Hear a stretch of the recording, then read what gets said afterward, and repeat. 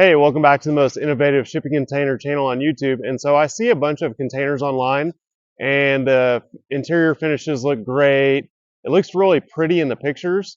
But then I see a picture of the window or door on the side of the container, and here comes my daughter. I can see it's not straight with the corrugation, or I see a bunch of booger welds. So I want to show you what our tolerances are. So when we put a window in, I want these within a 32nd of an inch of what they're supposed to be. So let's flip around and take a look at this. So we are 44 and a quarter. Sorry, the tape's slipping around. And 44 and a quarter.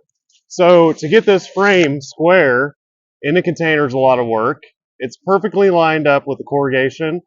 And you can see here, this is a full weld. And I'm going to tell you about these full welds versus a sealant and the advantage and disadvantage of each one.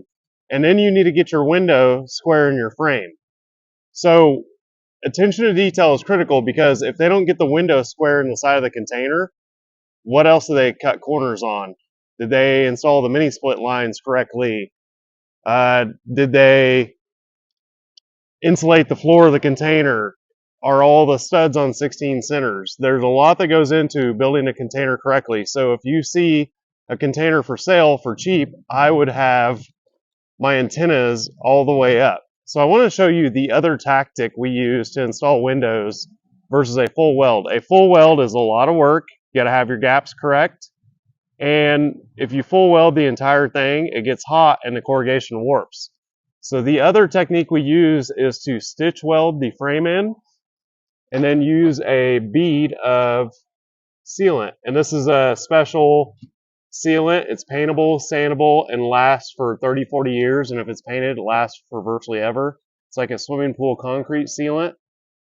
And I'll show you guys the inside of this container too. So let me know if you guys think a full weld or a sealant looks better. Both of them take about the same amount of time and skill. I can make arguments for either one, but I want to know what you guys think looks better. So this is a 20-foot that we just framed and insulated. Everything's on 16 centers. This is closed cell spray foam. We will leave the doors operable. We'll fur those out and then run our shiplap over the top. And I've got kind of a white barnwood shiplap for these. We did not run conduit in this container for electrical. We are running Romex inside the walls because this is going to have bunk beds. So we've got an outlet above and below where the bunk beds are going to go on each end.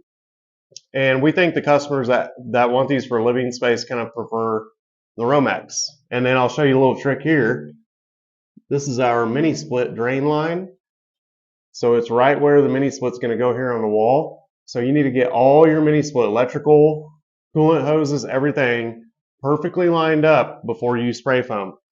But this mini split drain line goes right out the bottom of the container. Can't see it, totally hidden. It's stealth mode.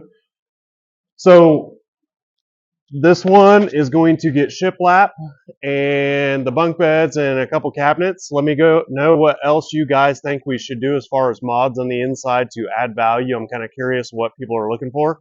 So there are a couple more things I want to show you. So we are going to do a separate video for the next couple items.